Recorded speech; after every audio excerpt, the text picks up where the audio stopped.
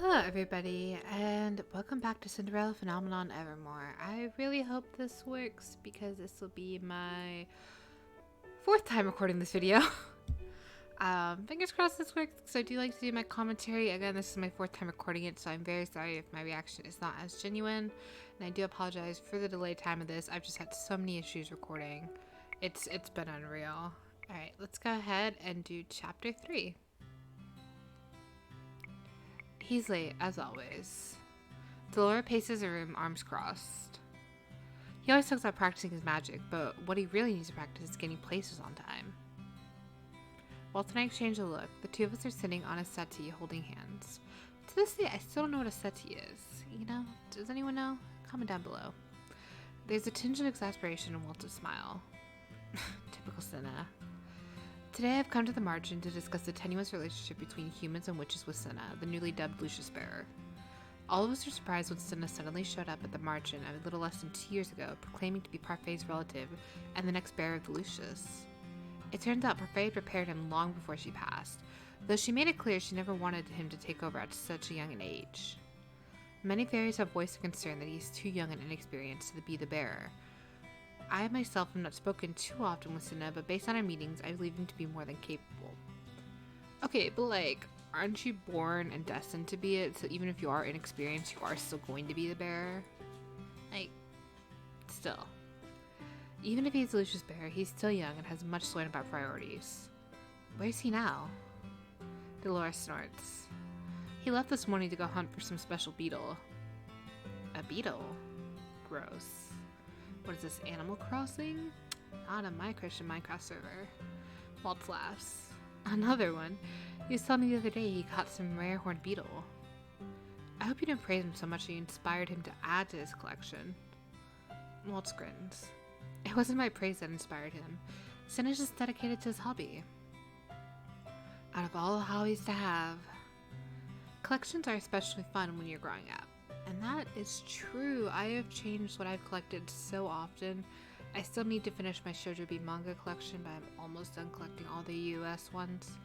Girl, I'm so close.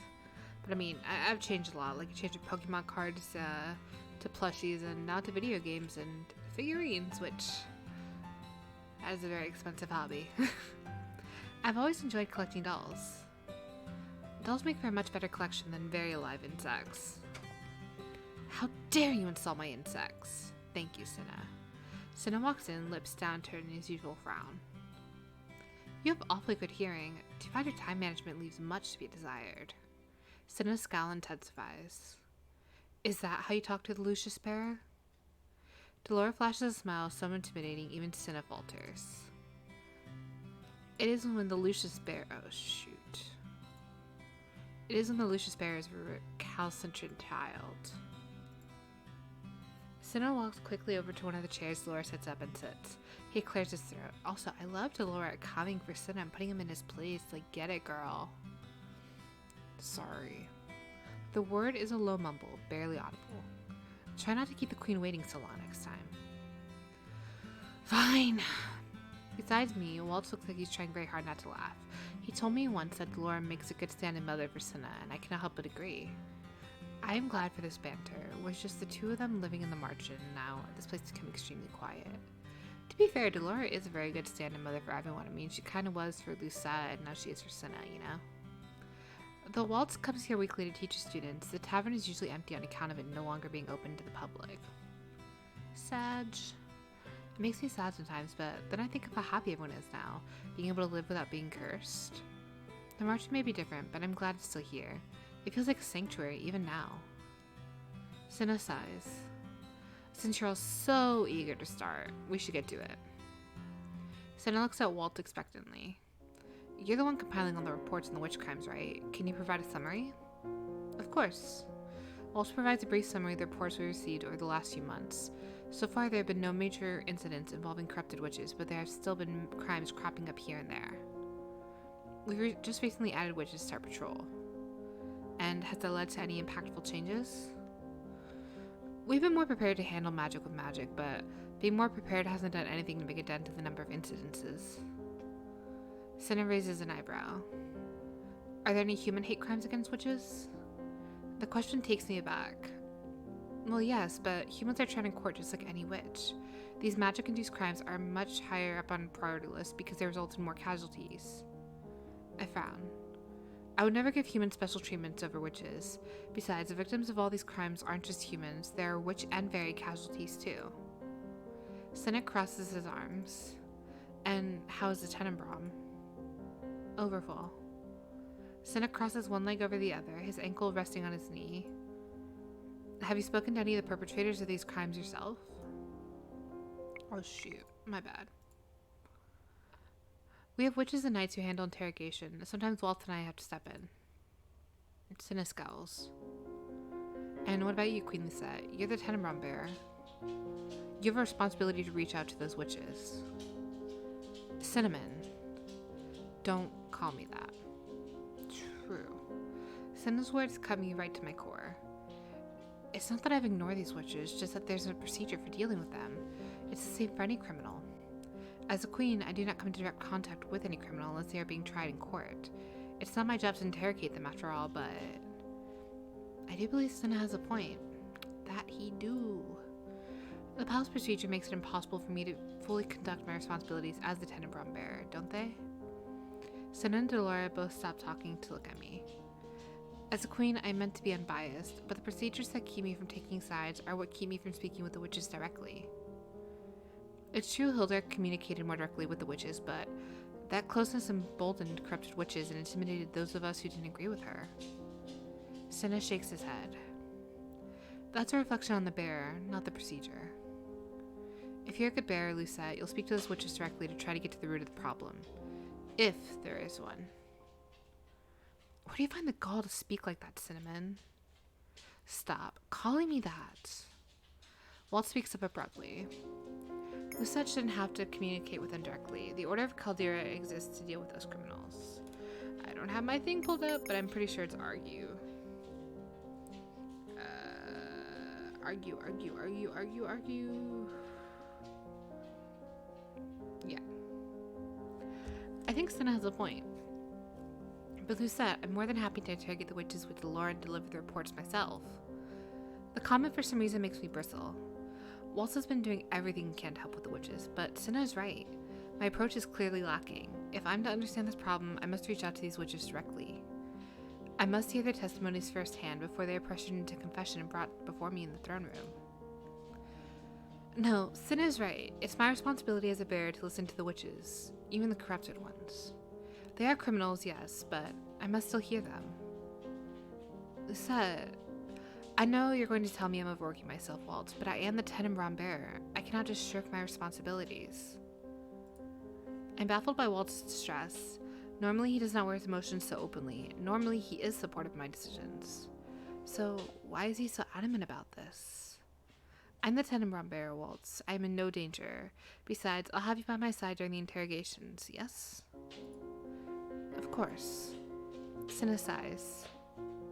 You're welcome. Cinnamon, your manners are truly atrocious. They are, but he is just a child, so... I mean, can we really blame him?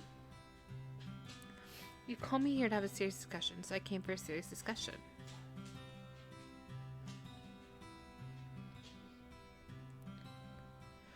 Faye may have danced around the issues, but I will not.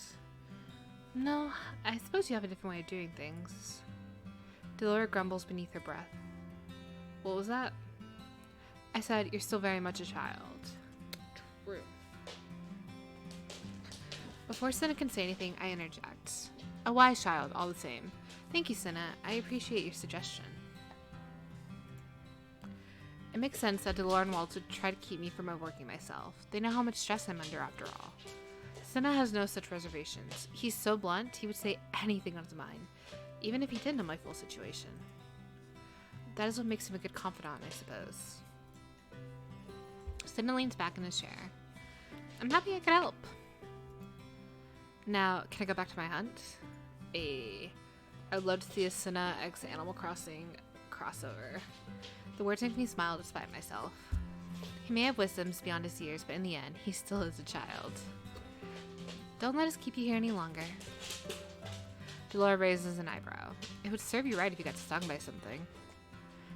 I'm going beetle hunting, not bee hunting. Besides, I would never catch bees. They're important for pollination, you know. Yes, they are, my darling Cinna. Save the bees, save the world, you know. The two of them continue bickering. It's a strange sound, strangely, that puts my heart at ease. I turn to Waltz, who looks troubled. Waltz, you really don't need to worry about me. Waltz? He startles. Sorry, I was just thinking. I'm not worried about how you'll handle the witches' set. Then why are you concerned? It's nothing. It most certainly is not. I can't put my finger on the why of it, but something has seemed to miss with Waltz lately. Waltz's eyes start to send into Laura. Let's talk later, okay? If you insist. Our conversation wrapped up, the two of us excuse ourselves from the tavern. Waltz's moodiness is concerning, so I decide to take a detour back to the palace and lead Waltz through the forest on the way back. I see we're taking the more scenic way back today. I would rather avoid the crowds right now. You seem tense in here. Will you talk to me now? I have some reservations about Senna's approach. So I've noticed. Why? If interrogating these criminals is too time-consuming a task for me, or yields no results, then I will leave it to you and the other witches. I fail to see how this proposal is a problem. It's a problem because I know you. You take on way too much work, Lucette. Nonsense. I'm still trying to find a balance. Let me balance things for you. Please. Who can say no to that cute little cinnamon roll face? Oh, she's so precious. Do you have so little faith in me, Waltz? No, you know that's not what I meant, Lucette. I appreciate everything you do for me, truly, but I am the Tenenbaum bearer. It's my responsibility to oversee issues involving the witches. I poke him gently in the shoulder. I will be relying on your help, though. The motion draws the vaguest of smiles from Waltz. Of course. He sighs. I'm still not convinced it's the best suggestion, but I'll go along with whatever you think is best. I feel he's overreacting to all of this, but why? I noticed something amiss the moment we step into town. Normally the plaza is filled with chatter and music at this time of day. Now it's eerily quiet. What's happening? I don't like the looks of this. Waltz and I venture more cautiously into the square. There are a few people here and there scuttling about, but someone calls my name before I can speak with any of them. Queen Lisette! I turn to see Fritz rushing towards us, a woman on his heels. I recognize her as well. She's one of the witches who sends us reports. Fritz, what's happened? There's been an incident in the marketplace. Oh no. A witch set fire to more than a dozen stalls. The witch points. I follow her gaze to the smoky tendrils curling through the air a short distance away. The fire's just been put out and the merchants and customers who inhaled the dangerous amounts of smoke have been taken to a clinic. And the witches who started the fires, or the witch who started the fires, he's already been taken in by the commander. I must speak with Jurian then. I'm going to do a scope of the area with my men to make sure there are no accomplices. I'll see if I can repair some of the damage done to the stalls. Thank you both for your hard work. My heart is pounding my chest as I incline my head. We should get back to the palace. Right. A few of the wandering knights around the plaza accompany us back to the palace for extra protection. Jurian and Garland are waiting at the palace gates when I arrive. Your Majesty, there's been an incident. I let Jurian repeat what Fritz said as we walked together through the halls. She tells me the witch we added to the patrol helped the knights capture the arsonist. Oh my gosh, why is that so difficult to read? And where's the arsonist now? In the dungeons. We've tried to interrogate him, but have had no luck so far. Here it is, an opportunity for me to get to the root of this problem. Lead me to him. I'll go with you. The four of us make our way down to the underground dungeons. We make our way to the designated prison cell. As of yet, there are not many cells that can hold witches. Waltz and Delora personally enchanted some of them to suffocate any form of magic, but we've only been able to charm a few areas. Thankfully, the lack of cells is not a problem. Hopefully it stays that way.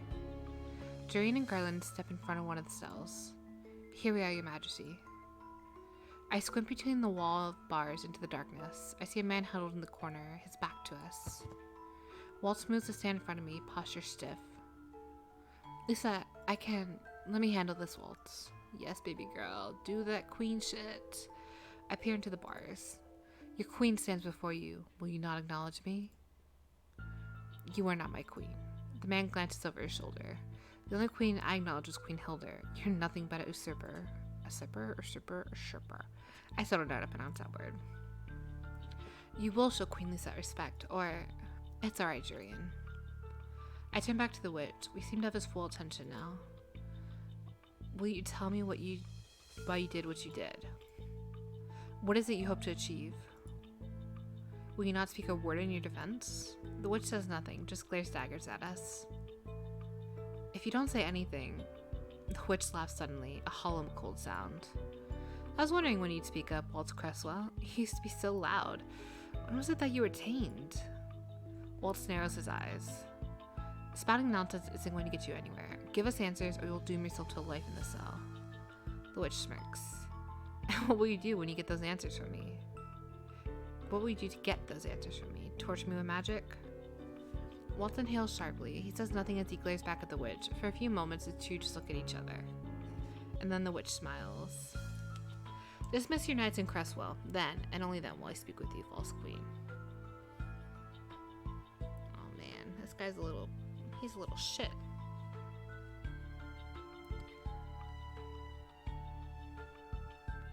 Hold on.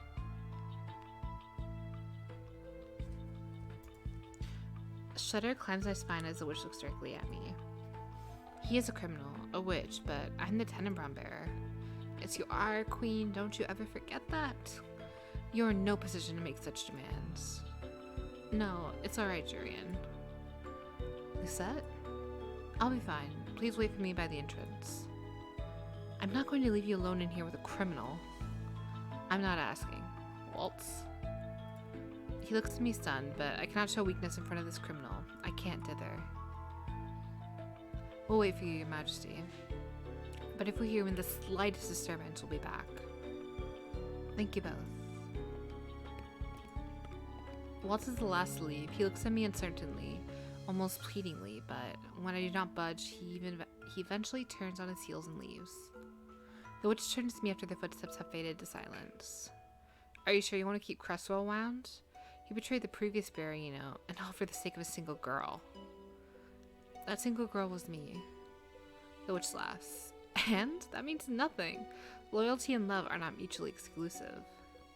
Get to the point. You said you would speak to me. Yes, queen. Don't get distracted by him. He smiles at me coldly. So I did, but I would much rather speak of the past than the present. That was not our agreement. The witch speaks as if he hasn't heard me. How much do you know about the man who follows you like a shadow? About Waltz Cresswell? We are not here to speak about Waltz. But don't you want to know what he did for your mother? Why we call him one of the most powerful witches of his time? You must take my silence of curiosity because he pushes on. The man who walks these halls is a murderer, one of the biggest criminals of them all, and yet you let him walk free. My heart hammers in my chest. How dare you spout such lies? It's no lie. Ask any witch and they'll tell you. Waltz Cresswell was Queen Hilda's right hand. He dealt with traitors by getting rid of them entirely. The witch you speak so highly of has more blood on his hands than anyone. Why haven't you punished him? I've known Waltz worked for Mother, but he never did tell me what it is he did for her, and... I apologize. I didn't mean to compare you to a child.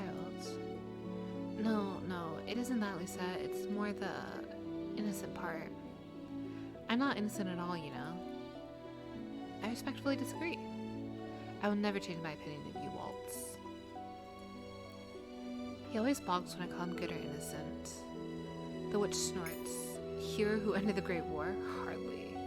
Waltz Cresswell's worse than a war criminal.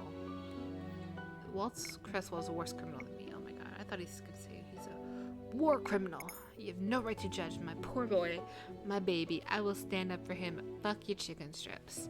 I carefully tuck my concerns away. I will not show this witch how much his words have rattled me. Whether or not you speak the truth is irrelevant. You have no right to accuse another citizen of my kingdom of such a crime. The witch seems disgruntled. Perhaps he was expecting more of an outburst from me. You're a hypocritical ruler then, judging some witches but not others? I'm concerned with crimes happening under my reign. Yes, queen, your reign. Oh, So beautiful, so amazing. We love a strong heroine. If you won't tell me about the arson attacks, then we're done here. The witch turned away. This business is Waltz and I alone to discuss. How dare you think you can get a rise out of me? Fine, I've given you opportunity to speak with me. The next time I see you, I will be in the throne room, surrounded by witnesses. I hope you're prepared to be judged then. I stifle a sigh of relief as I turn on my heels and walk away. Julian and Garland are waiting for me by the entrance. Are you alright, Your Majesty? Garland looks me over. Were you able to get anything out of him? Unfortunately, no. The knights exchange a look. Do you want us to try again before he's brought to confess? Undoubtful he'll say anything helpful. It's hard to concentrate when I'm thinking about a conversation about Waltz.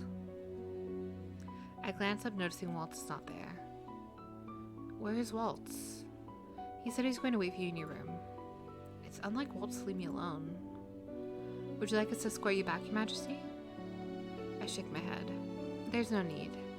But please, send a report of the damages and casualties when it's available. Has there been any word about the state of the marketplace? We received a report while we were waiting for you. Many stalls and goods were lost in fire. And I must think of a way to compensate the merchants for their loss. Garland coughs. If you don't mind, a piece of advice, Your Majesty. What is it? We won't have a full report until tomorrow. I'd recommend you rest for the night, and we can discuss losses and compensations tomorrow. I nod. I think that would be best. I will notify the advisors of my progress here, then return to my room for the night. I'm eager to speak to Waltz about all this. Then let us escort you as far as the throne room, at least. We're on our way there anyway. Thank you both. I spend the next hour doing what I can to ensure support is sent into town. After receiving multiple reports that things are stable and no other accomplices have been found, I return to my room. Just as Julian and Garland said, Waltz is waiting for me. He sits by the window holding a familiar doll in his hand. Oh, he's so cute. I recognize it as the doll he bought me 2 years ago. He looks up when I enter.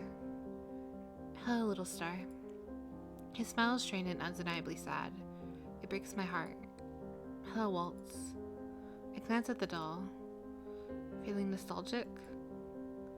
I was just thinking about how much you've always loved your dolls. He runs a finger over the doll's fragile porcelain cheek. I always felt oddly comforted when I looked at your dolls as a kid. Your room feels like a sanctuary to me back then. It still does. I moved to sit next to Waltz. It's not just my room anymore, you know. It's our room. Right. Waltz sets the doll down on the table with a sigh. So, how did the interrogation go? He says the word slowly, tentatively. I was unable to extract a reason from him, but he nonetheless had a lot to say about something else. Waltz looks at me quietly, expectantly. He had a lot to say about you. Waltz's expression shudders. Me? Waltz, do you trust me? What kind of question is that? Of course I do. So, you would tell me the truth about anything. I knew it was only a matter of time until this came up in one of the interrogations. This witch, he called you a murderer, Waltz. Did you truly have to do that for Mother? Sitting with his shoulders slouched, his gaze trained downward, Waltz looks like a mere shadow of himself. The sight breaks my heart. I did. Waltz, I'm sorry, little star. I did a lot of terrible things in my past, things I can't take back, things I would do anything to take back. Waltz looks away. I know it seems like I've been keeping things from you, but I don't do it to keep secrets from you. I just have never wanted to speak about the past. My whole life, I've been trying to make up for the wrongs I've committed. My parents' deaths, the humans I had to hurt for Hildur. I don't think there's anything I could ever do to make up for it. I slide closer to him and placed my hand over his. The reason you were so adamant about me not accompanying you to these interrogations was because you feared a corrupted witch would say something in my presence, wasn't it? I meant what I said about me not wanting you to overwork yourself, but yeah, that was part of it too. Well, how long has this guilt been gnawing at you? whole life.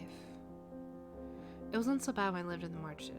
There, I could sometimes forget about everything that happened, but here in this place, interrogating the witches, it comes back. He looks up at me, gaze somber. I'm sorry. For what?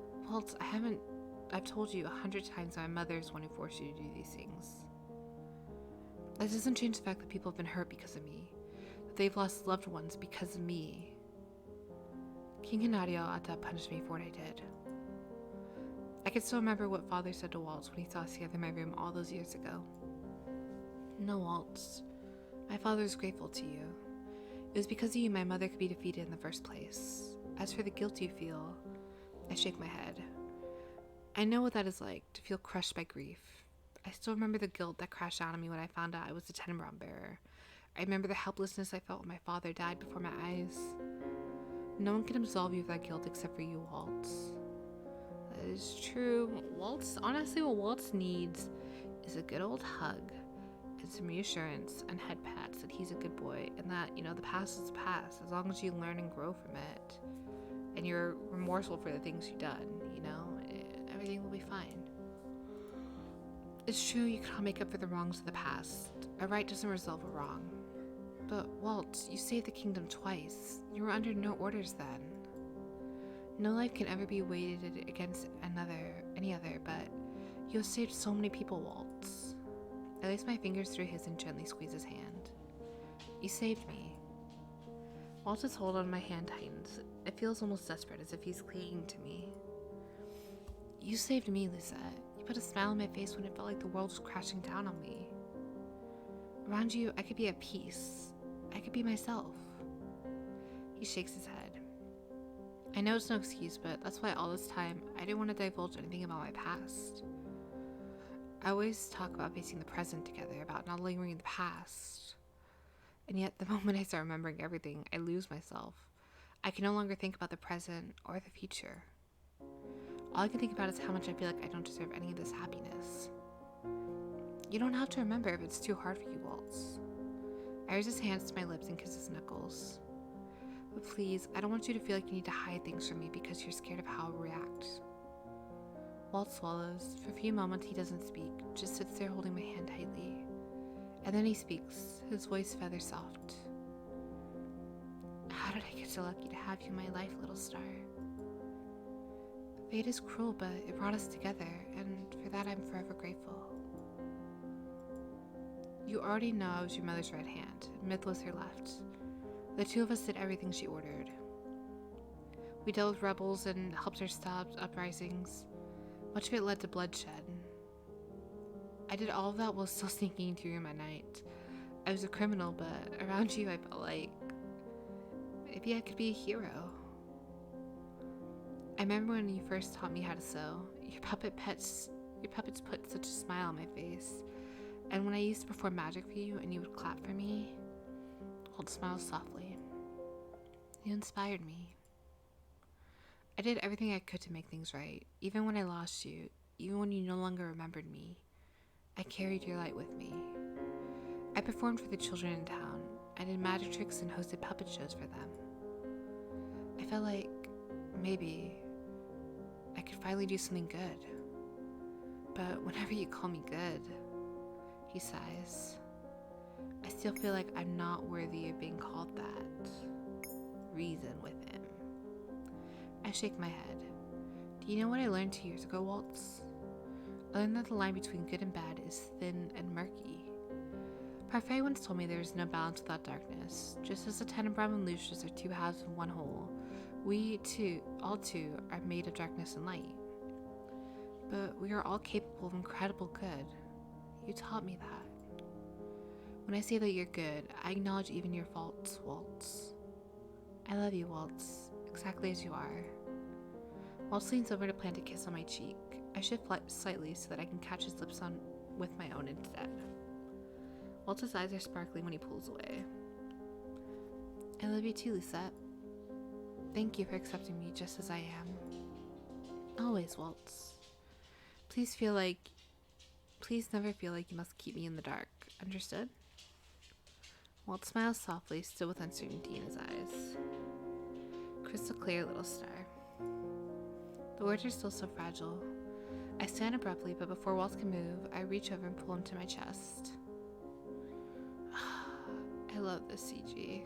It's so beautiful and so warming. Like, she really is out here. Like, you helped me through my trauma, and I'm gonna help you through yours. Like, we love a supportive couple. When you feel like this, please come to me. You've seen me at my lowest, and time again, you've been there for me. I want to be there for you, always. I ran my hands gently through his hair. You promised you'd always be at my side. I echoed your promise long ago. Please, depend on me. Waltz inhales shakily. For a few moments, there's quiet stillness. And then his arms circle my waist. He leans into me and whispers softly, "Thank you, Lucette." I pull away from him, just far enough to look into his eyes. Feel better? I do. He laughs a little sheepishly. I'm sorry you had to interrogate me in the end. I nudge him gently in the shoulder. You're excused this time, but only if you agree to be honest with me in the future. Yes, ma'am. You have to promise me. Waltz flexes his finger. He closes his palm and then opens it before my eyes. A lily pushes up between his fingers. He hands it to me. I promise, Lucette. I take the flowers from him and twirl it between my fingers. Why the lily? Chevalier told me once that they stand for devotion, and a promise isn't a promise without devotion.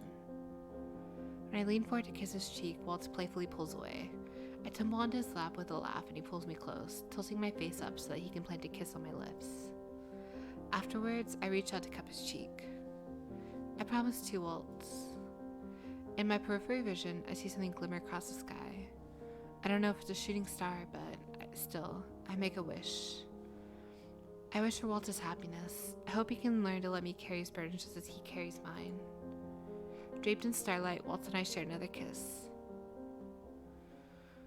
How wholesome! Okay. So guys, it looked like everything worked.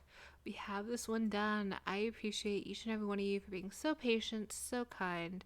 I hope that you're enjoying the series like I am. My plan is to try to finish Waltz's route by the end of this week and start on Fritz. So hopefully I can get there. Thank you all for tuning in. Just a reminder, we have Otome Wednesdays where we are going to be live streaming Pio Fiore on YouTube at 1 p.m. Eastern Standard Time. Thank you all so much. I appreciate all your love, your support. You guys have been so kind, so wonderful, and look forward to more videos. All right, I'll see you later. Bye.